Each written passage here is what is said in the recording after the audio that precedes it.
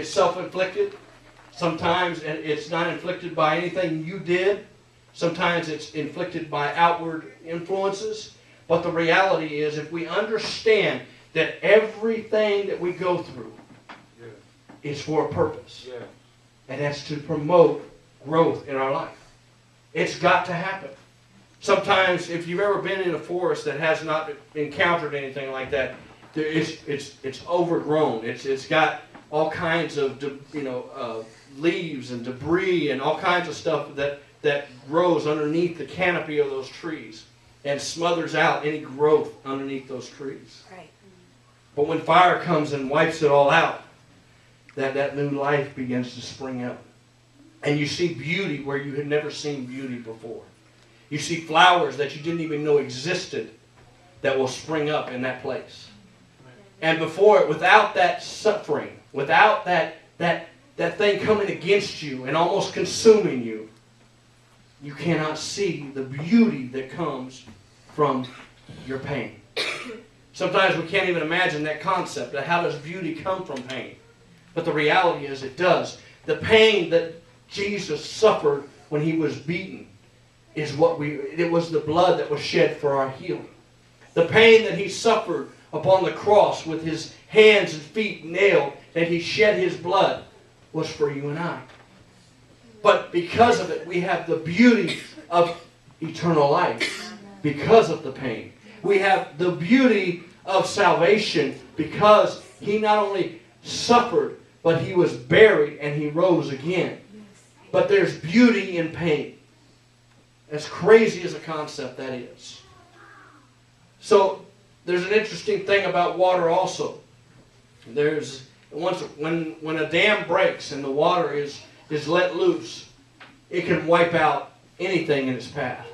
Yeah. But there's an interesting thing that happens when water, uncontrolled, begins to enter an area. That river may have taken this path for many, many years. Could have been hundreds of years. But when that sudden event happens, after it's all over, and the water has flooded an area and then it recedes, that water now has created a new path. So it's taken that same old path that it's gone down for hundreds of years. By one single event, it has now created a new course. And our life is no different. Sometimes we have to go through things that hurt. Sometimes we have to have the disappointment. Sometimes we must go through those trials for God to take us on a new path. Right. The water's not going to destroy you. The fire is not going to destroy you. But it's going to create new life in you, and it's going to give you new direction. Amen. And those two things, when you couple them together, you can look back at what you went through and realize that God's hand was in it all along. Because believe me, I can't even fathom. There's something, and I didn't have it terrible. I mean, I went through a lot, but I still had it. I mean, I had a good life. When I look back, I had some struggles and some problems, and I had to go through a lot of things, emotional things and physical things with my life as a young person. But there was other people that had it worse than me. I mean, there was a lot of people that had it worse than me. At least I had a mom and dad my entire life growing up. And I was blessed with that.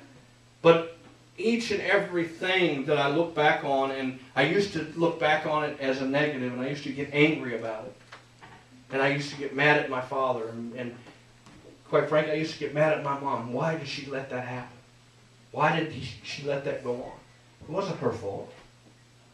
She was trying to do the best she knew how. But as a result of these things, I can look back and say, oh, I can reach somebody that's going through this problem. I can relate with somebody that's going through this type of pain.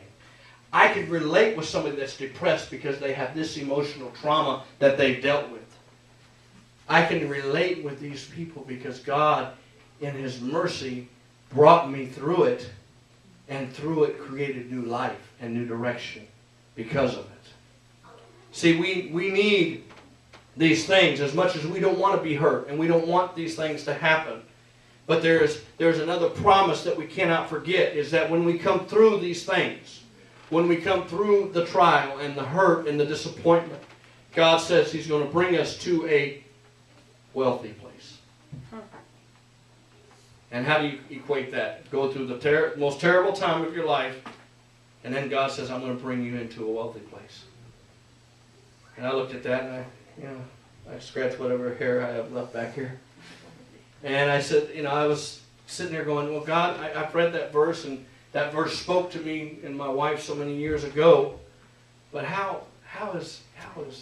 why do I have to go through all of that to get to a wealthy place?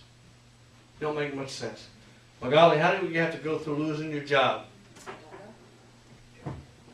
But God says it's a promise. He says He's going to bring you through it, and He's going to put you in a wealthy place. Yeah. He's going to bring you through the storm. He's going to bring you through the trouble. He's going to bring you through the confusion and the disappointment and bring you to a wealthy place. See, all of our trials is for our strengthening and our enrichment to our spiritual walk with Him. So I had to ask God today, I said, well, God, what kind of wealth are you talking about? Does that mean you're going to put money in my pocket? How many can use money in your pocket? Amen. Does that mean you're going to do this? And I quickly got an answer. It has nothing to do with about monetary things.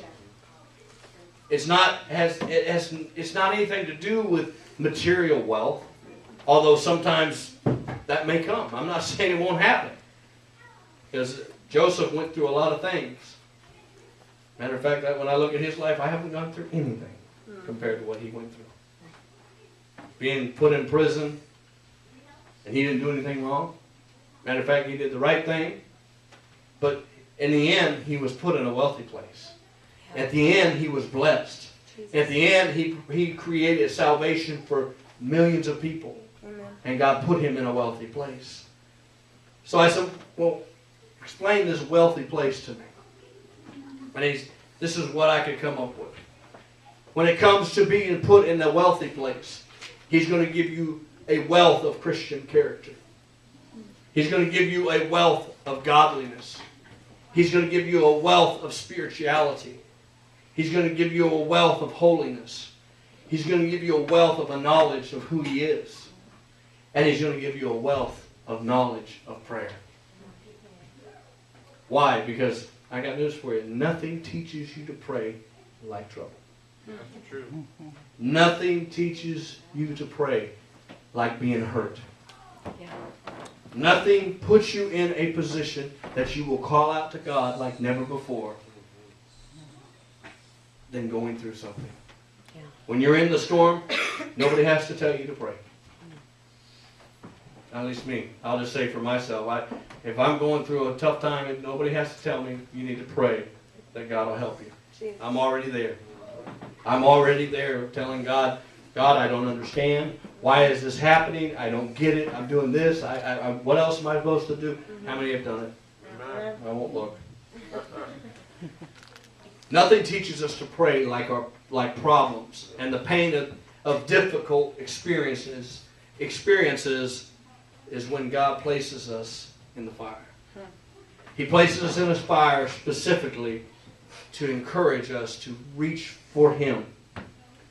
I am quite sure that those 3 Hebrew children, when they were going to be thrown in the fiery furnace, they had faith which sustained them. But I guarantee you they were doing some praying in the process. And in the midst of the fire, God met them there. In the midst of the fire. Not only did He meet them in the fire, He brought them out of the fire. They walked out. Think about that. They walked out of the fire. Me, I think I would have done a little running. But for them, they had no reason to run because God had brought them into the fire and God was going to bring them out of it. God is going to, in your walk with God, God is going to walk you into trials. It's going to happen. It's going to happen. God's going to walk you into trials and they're going to walk you into things that you don't understand why. But trust God, because on the other side, when you walk out of the trial and you're hand in hand with Jesus still, when you look back, you will know exactly what God was trying to do in the midst of the trial. Amen.